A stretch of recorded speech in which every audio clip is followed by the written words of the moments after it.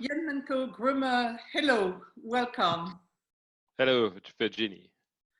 It's a pleasure to have you. Jan-Menko, EY Germany, Austria, Switzerland, you're a leading person. You are also part of this absolutely huge embankment project within EY, and you have sponsored our first public value lab. So I'm extremely grateful to you personally and to EY Germany for that. Before we start and we look into what the embankment project is, can I ask you what public value means to you? Well, this is a good question. Public value is a lot in the discussion today, because we are all recognize that we have a lot of trouble with the disconnect between companies and society. And especially if you remember the results of the last European election, it was a very good insight what's going on in our society in connection with business. And public value for me means that companies and other groups or stakeholders make their benefit for the society transparent. And if they are not able to do it, the disconnect between the society and companies or politicians will go on, and this will be a development for us all, which is very dangerous in my eyes. So this disconnect between society, business, and governments, this is what others would call trust. Yeah, you're quite right. The disconnect is the result of declining trust from the society to the different stakeholder groups. And this happens during the last 5 up to 10 years dramatically fast. And we have to find ways or new approaches or new transparency to have trust back again. Why is that so important? Our system is based on trust. If you think about the structure of markets, of financial markets, of the complete society, all this transaction only take place if trust between the participants of transaction is there. And if you lose trust, you will have a world which is untrustful and is full of risks and bad developments. If you allow me to stay a bit more on the trust concept, it used to be that trust was enough within a certain silo. Yes, you talked about financial transactions. As long as financial experts trust others, that was enough.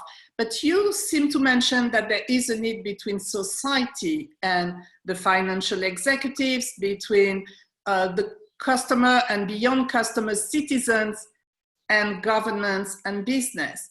Do you think this concept of trust has evolved in the past few years? Yeah, it's damaged due to different reasons. I think one reason is the world has changed dramatically. We make a lot of steps forward in a more global world. That means the influence on society and businesses is now surely global and not a regional or national focus of the society and the companies anymore. And that means we have influences from other countries which are not managed by a region or by a company by themselves. So that means transparency is one of the most important tool to ensure trust from my perspective. And that means if companies are not able to report trustful on what they're doing in terms of business, considering environmental impact, things like that, then the society has no trust to the companies, and this is a risk for the company overall. They lose the employees, they lose the consumer and the customer, and at the end, they lose the society. That means they will have trouble with regulatories, with the government, because at the end, society will ask for sanctions to companies which are, in the eyes of the society, are not acting adequate. Yeah, it's what EY says in other terms, a license to operate. Yes, you are not even agreeable if you don't have this trust and if you're not rooted in society.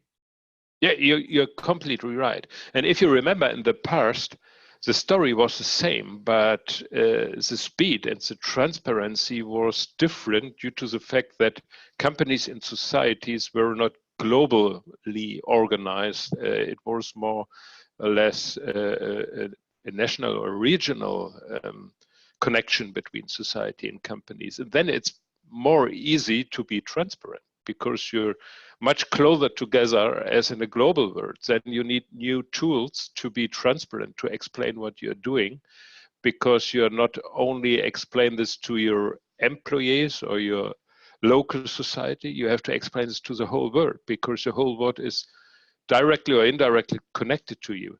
And that means beside technical developments and other things which push the volatility in markets and things like that, this is a reason why the corporates have to report more insightful, not only report on short-term financial KPIs or whatever, they have to report broader to explain why they're acting in the way they're acting in terms of environmental behavior, social behavior, and surely the behavior they have in connection with their customer, with their employees, what they're doing for sustainable management of the business. That means that stakeholders, not only the shareholders, can be trustful with this company, that this company will be a good contribution for the society in the long term and not in the short term, not like a hedge fund to optimize short-term cash flows, and that's it.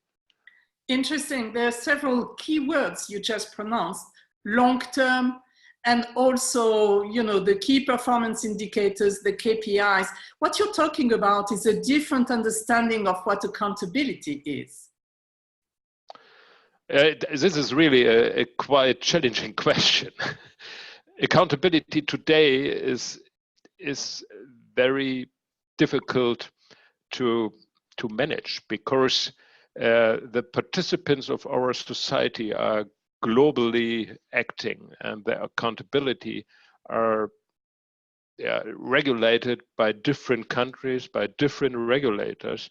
And that means if you have a manager or a company who is really trustful and ethically correct or whatever, then they will have on the short term perhaps troubles with profit, because they have to do things which are not from a short-term perspective good for the profit at all.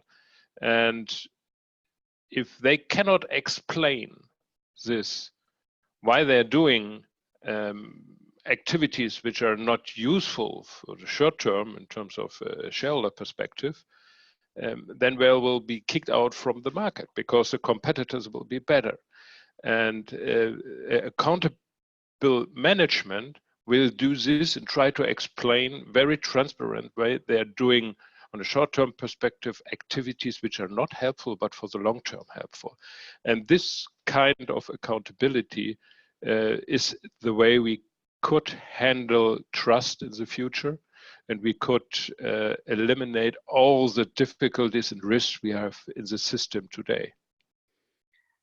Yes. Can we agree that we would call it long-term accountability? Sure.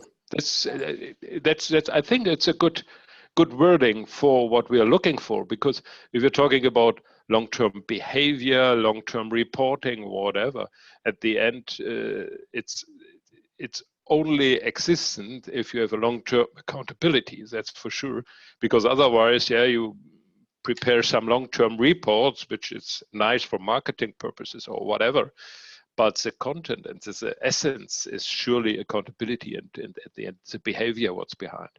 Right.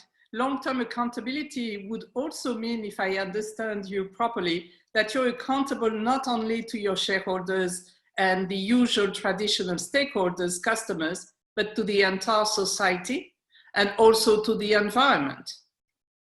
Yeah, sure. But I think all the stakeholders are sitting in the same boat. That means the difference between shareholders and other stakeholder groups is only the timing of the benefits from my perspective. That means if a company is acting in a good way with environmental impact or things like that. It's good for the society, and at the end, it's good for the shareholder, because if they are not doing this, we are pretty sure that in the mid or in the long term, this company will decline in business because they have higher expenses or no consumer anymore or whatever. And that means if we all understand that long-term behavior is good for the shareholders as well, and that we all have the same needs or the same requirements for companies, then there is no conflict anymore between the stakeholder groups. And this is only possible if we have the situations that we all have the insight in companies' behavior, considering the long-term activities. And today we have the disconnect. That means all decisions from investors and within the company from the management are mostly linked to short-term information and data. And then it's not a surprise that we act short-term. We have no information available for the right assessment of activities in terms of long-term behavior. And this is one of the most critical topic we have to manage. Jan-Menko, if we consider various data, including the UN Global Compact, and maybe EY has its own data, I'm sure you have, it's considered that less than 10% of the big corporations do think in these terms, just as you just mentioned. Do you corroborate this percentage? Is it something that you agree with? It's difficult to estimate, because we are in a transformation phase from my perspective, because the discussion around all these topics increased during the last 2 years dramatically. And more companies recognize that it's very critical for them to consider at minimum environmental impact and societal impact. That's for sure. And I'm not clear if it's now 10% or 15%. I don't know. But your statement is completely right. It's less than 50%. That's for sure. It's getting more and more important for companies. True. But the most critical discussion today is how we can handle this. And as you mentioned, we all have data, but in a different structure, different detailed level or whatever. The most critical finding on this is we have to standardize the reporting approaches, because otherwise the stakeholders have perhaps a little bit insight in the specific company, but that is not sensible for decisions. You have to be in the position to compare companies. And that means you have a standardized set of information, as we have today in the financial reporting. It's standardized. We all know what revenues are, what earning before taxes is, whatever, and we can compare competitors or different segments or whatever.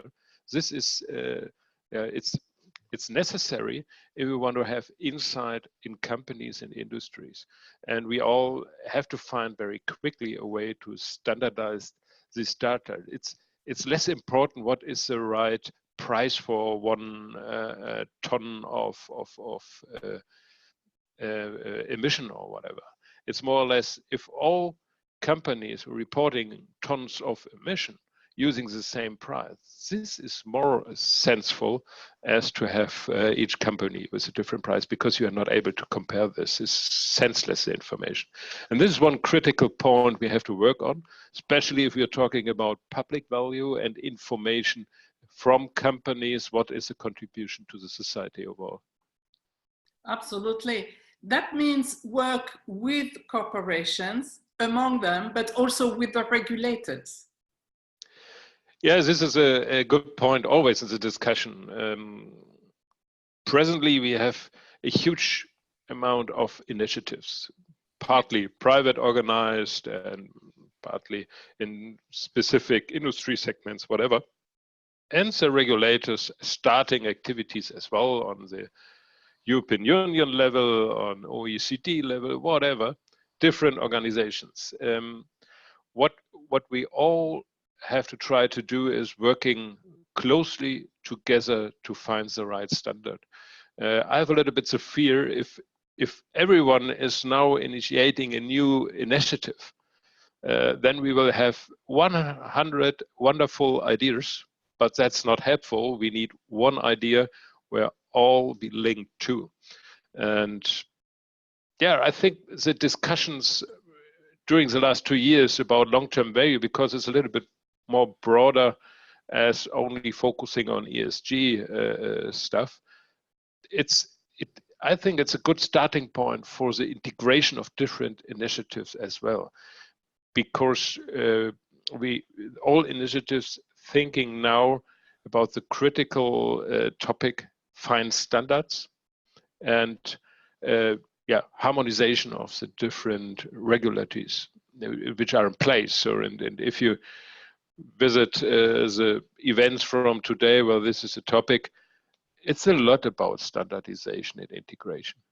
And this is, from my point of view, next to others, a very critical topic in this discussion.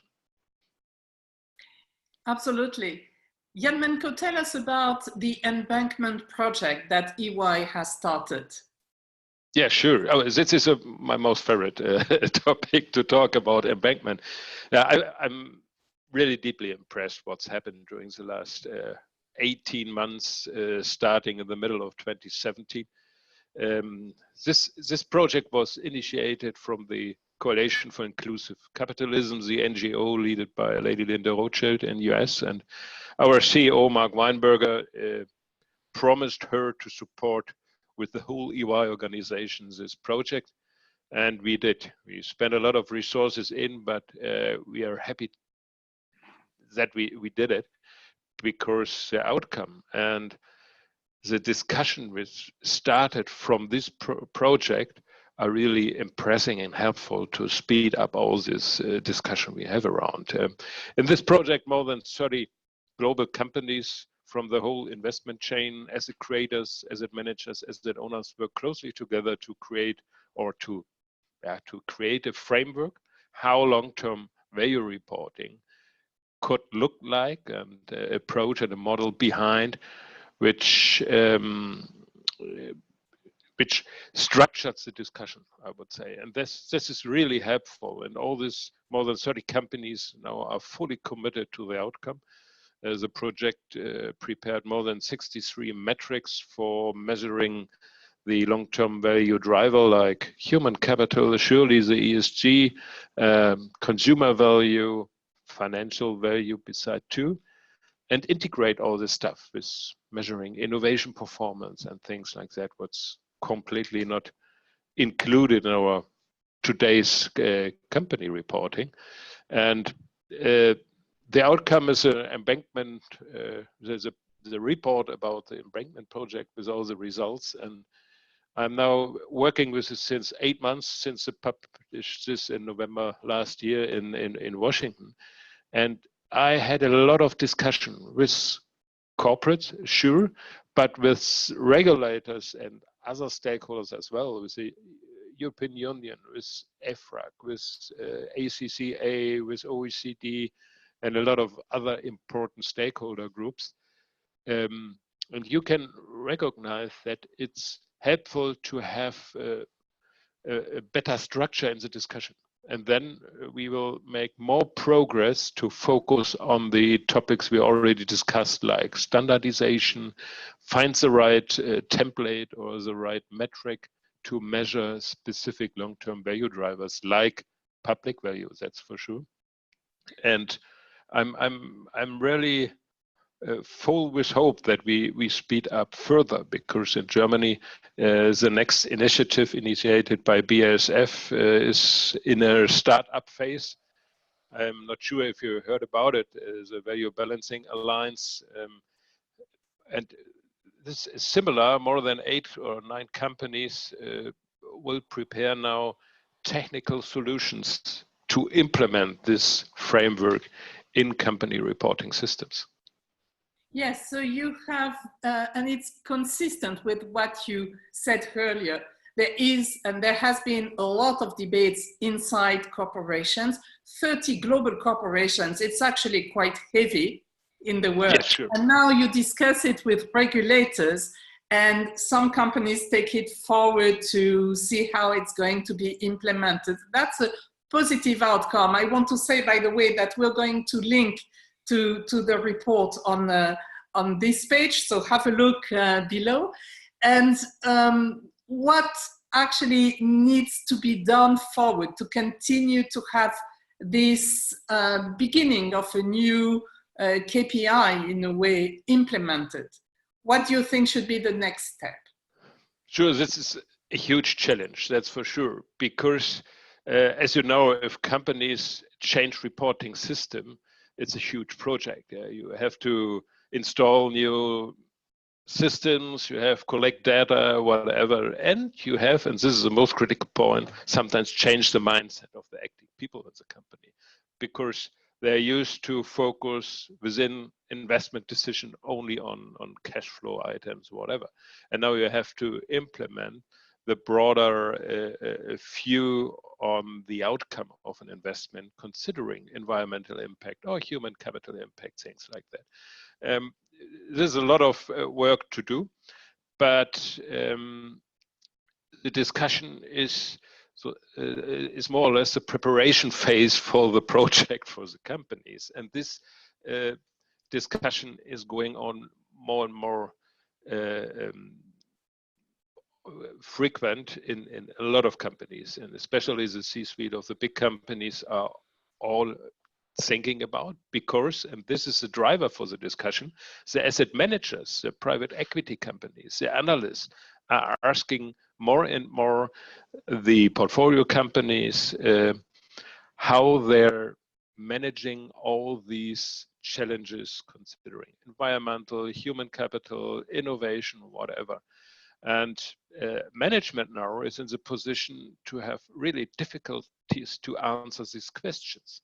And that means the benefit for management is clear if they implement long-term value reporting. And from my perspective, this is an approach that is very impactful, because the market will ask for implementing insightful reporting in terms of long-term value reporting. And from my experience in the past, the market is more powerful than the regulator, especially in a global world.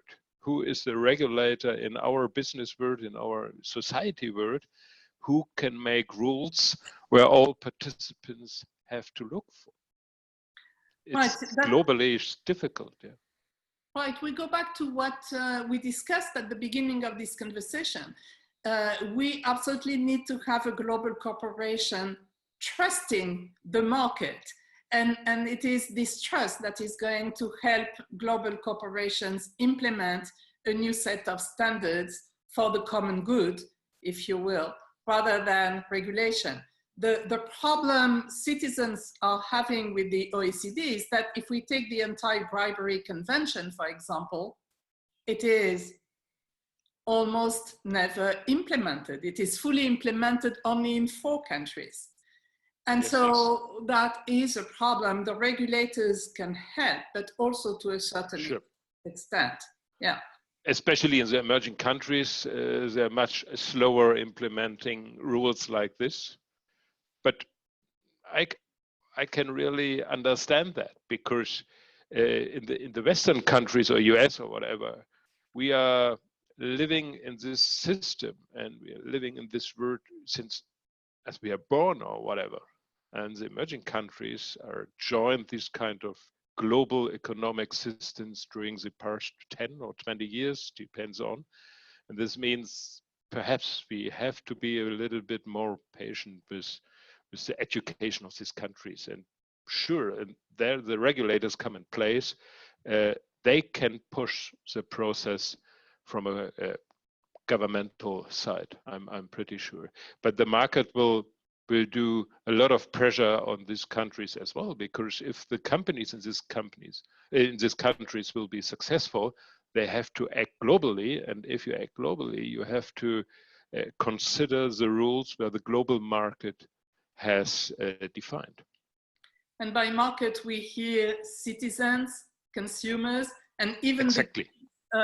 who demonstrate on Fridays. You're right. This is the market. It's not only the market between investors and companies. This was our focus in the past, but now we all learned that the other stakeholders, especially the society, which have a need for considering environmental impact as well and other topics, are more important sometimes for companies as a consumer today. Jan-Menko, we talked a lot about consumers, about market people. That is actually fascinating. But EY used to work a lot on competition and talent. What type of talent is needed today in today's society? Oh, good question. If I can give the final answer on this, I think I will not work in my function anymore, because this is the key for resolving a lot of problems we already have. But I would say we need people who are open-minded in a global way. That means able to, they have to be open for new technology, new development and the global structure, new ideas of culture and ethic. The world is changing so fast, and you need people who are more agile than in the past. And in the past, it was very important that you have a huge knowledge, you are an expert or whatever. This is more or less on a detail level less important, because artificial intelligence and other techniques will help us extensively to manage knowledge. But the behavior to work with all these new developments, that means be agile and open-minded. This is more critical and important for the specific person and for society overall. And I think we have to, in the same manner we are talking about what companies can do and reporting and the market and government and regulators, we have to invest in education and learning more than in the past, because this knowledge is not knowledge as in the past to know detailed things, but to learn, act agile, to design successful processes or whatever. This is a very big challenge for education, and we have to, from my perspective, spend more in these activities from a governmental perspective, from a company perspective, from a society perspective.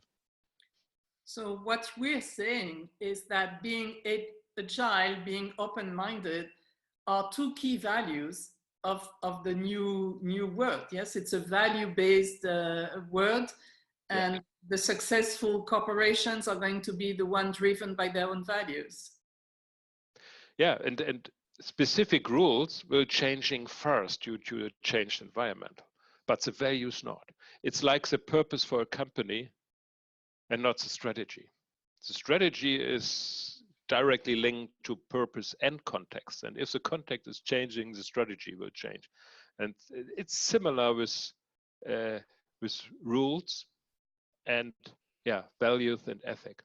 Mm-hmm. And I believe really a strong society will be a society where values and ethics are clear, and all the rules are dependent on the values, but directly impacted by the environmental changes we will have very fast in the future as well. Fascinating. Jan-Menko, I want to thank you. This is really interesting to hear how the world is changing from your perspective, and the way you help companies become purpose-driven and value-driven. It's very interesting conversation. Thank you so much for your time and your openness with us today. Thank you for your invitation. It was really a pleasure to speak with you and have the opportunity to speak about embankments. It's my most favorite topic. Thanks. Thank you, Jan. Goodbye. Goodbye.